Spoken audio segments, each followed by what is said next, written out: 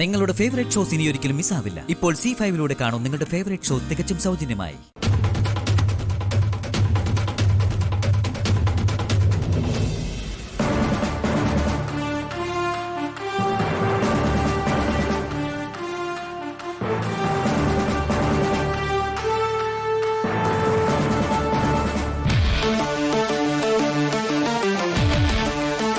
നീ എന്താടാ രാവിലെ ഇഞ്ചി കടിച്ച കുരങ്ങനെ പോലെ? എന്തുപറ്റി? ഓ, ഇതിൽ കൂടുതൽ ഇനി പറ്റാനൊന്നുമില്ല. എല്ലാം മതിയാക്കി ഇനി നമ്മുടെ വീട്ടിലേക്ക് തിരിച്ചു പോയാലെന്ന് ആലോചിക്കുക. എടാ, മൂക്കി തൊടാൻ തലയെ ചുറ്റി വരേണ്ട കാര്യമൊന്നുമില്ല. എന്താന്ന് വെച്ചാ നേരെ പറയൂ. ചേച്ചി ഇപ്പൊ അളിയന്റെ റൂമിലേക്ക് പോകാൻ വന്നതാണോ? അതെ, തലച്ചോറിലെ ഒരു ഞരമ്പിന് പൊട്ടലുണ്ടായെന്നല്ലേ ഡോക്ടർ പറഞ്ഞത്.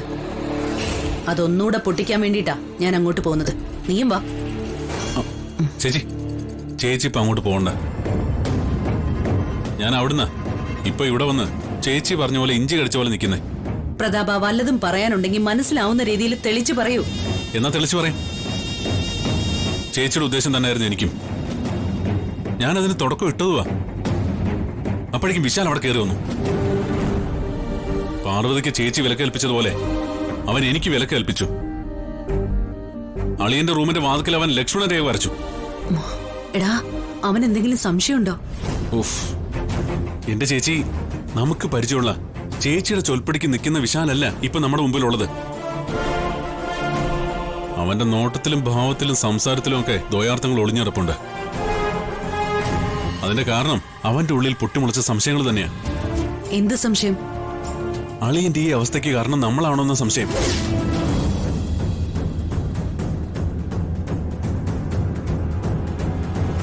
ആ സംശയത്തിന്റെ വിത്ത് അവന്റെ മനസ്സിൽ വിതച്ചത് അവളാ, അടുക്കളക്കാരി പാർവതി. ഇനി നമ്മൾ കരുതലോടെ നീങ്ങണം. ആ മുള വളരാൻ അനുവദിക്കരുത്.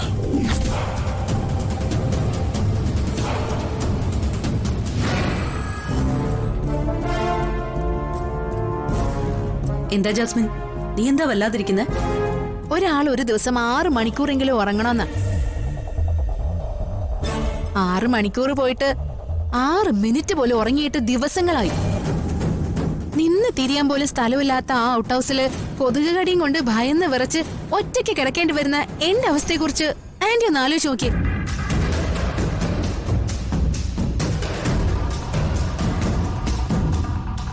മടുത്തു. ഏട്ടനുണ്ടായിരുന്നപ്പോ ഉള്ള സ്ഥലത്ത് പേടിയില്ലാതെ കിടന്ന് ഉറങ്ങായിരുന്നു. ജയിലറയ്ക്കുള്ളിലാണെങ്കിലും ആളും അനക്കൊക്കെ ഉണ്ടാവുമല്ലോ ഏട്ടൻ അവിടെ. ഇതൊരു തരം ശ്മശാന മൂകതയാ. എനിക്ക് വയ്യ ആന്റി. ഞാനിപ്പോ എന്ത് ചെയ്യണോന്നാ ജാസ്മിൻ പറഞ്ഞു വരുന്നേ?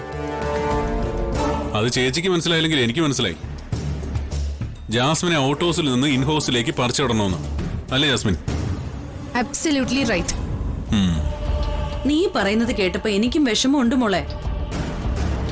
പക്ഷേ അതുകൊണ്ട് കാര്യമില്ലല്ലോ. അങ്ങനെ ഒരു തീരുമാനം എടുക്കാൻ നേരത്തെ ആയിരുന്നെങ്കിൽ ഞാൻ മാത്രം വിചാരിച്ചാ മതിയായിരുന്നു. എന്നാൽ ഇന്നങ്ങനെയല്ല. കാര്യങ്ങളൊക്കെ ജാസ്മിന് അറിയാവുന്നതല്ലേ.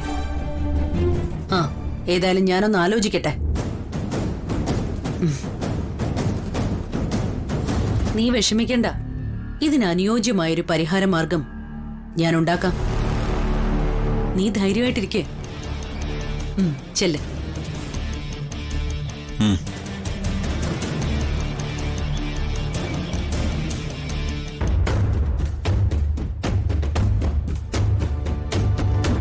കൂനിന്മേൽ കുരുന്ന പോലെ കാര്യങ്ങളുടെ പോക്ക്.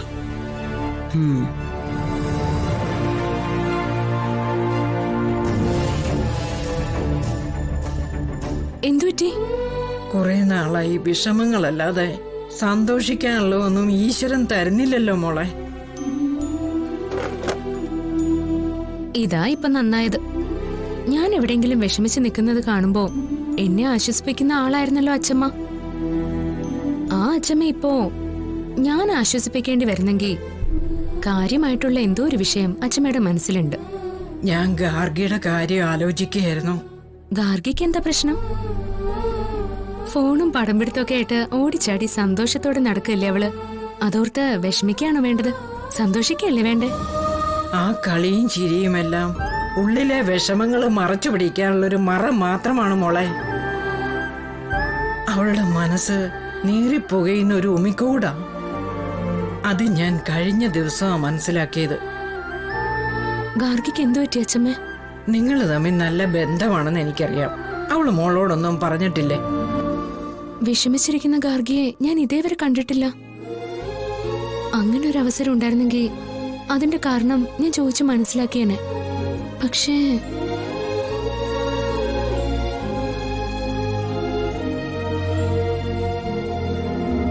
പ്രഭാവതിയുടെ മകൻ വിനയ് ഗാർഗിയെ വിവാഹം കഴിച്ച് ഇങ്ങോട്ട് കൊണ്ടുവന്നിട്ട് വർഷം 3 കഴിഞ്ഞു. അന്നു മുതൽ ഇന്നു വരെ അവരിരുവരും ഒന്നിച്ചിരുന്ന് ഭക്ഷണം കഴിക്കുന്നതോ ഒരുമിച്ച് എങ്ങോട്ടെങ്കിലും യാത്ര പോകുന്നതോ ഇന്ന് വരെ ഞാൻ കണ്ടിട്ടില്ല. പക്ഷേ പരസ്പരം പഴിചാരി സംസാരിക്കുന്നത് സ്ഥിരം കാഴ്ചയാണ്. ഒരിക്കലും ഭാര്യാഭർത്താക്കന്മാരായിട്ട് അവര് ജീവിച്ചിട്ടില്ല. അവൻ അവളെ കാണുന്നത് പോലും ചതുർത്ഥിയ. താലി കെട്ടിയെന്നുള്ള ഒരൊറ്റ കാരണത്താല് ഒരു പെൺകുട്ടിയുടെ ഭാവി ഇല്ലാതാക്കുന്നത് അനുവദിച്ചു കൊടുക്കാൻ പറ്റില്ല.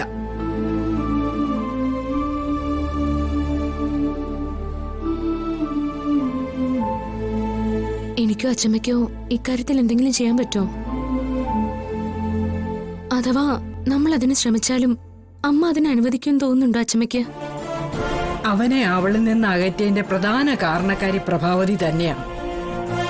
അവളെ സപ്പോർട്ട് ചെയ്യാൻ ഒരാളിനെ മാത്രം മതി പ്രഭാവതിക്ക്. സ്വന്തം മകനെ അതിന് കരുവാക്കുകയാണ് അവള്. അവന്റെ കുടുംബജീവിതമാണ് അത് കാരണം ഇല്ലാതാകുന്നതെന്ന് അവള് ചിന്തിക്കുന്നില്ല. അമ്മയ്ക്ക് അങ്ങനെയൊന്നും ഇല്ല അച്ഛമ്മേ. സ്വന്തം കാര്യം സിന്ദാബാദ്.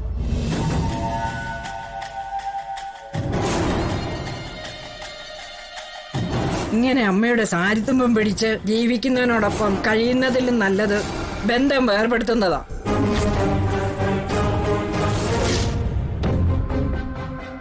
അവക്ക് നല്ലൊരു ജീവിതം കിട്ടാൻ അത് തന്നെയാ നല്ലത്.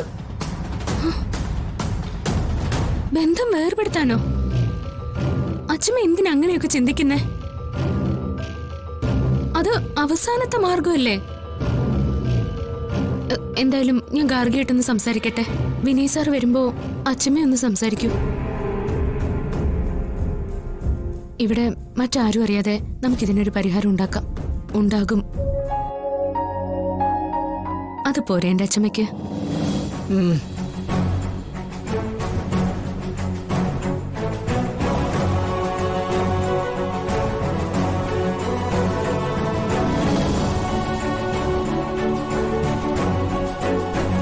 ഡൗൺലോഡ് ചെയ്യൂ C5 ആപ്പ്. കാണൂ എല്ലാ എപ്പിസോഡുകളും സൗജന്യമായി.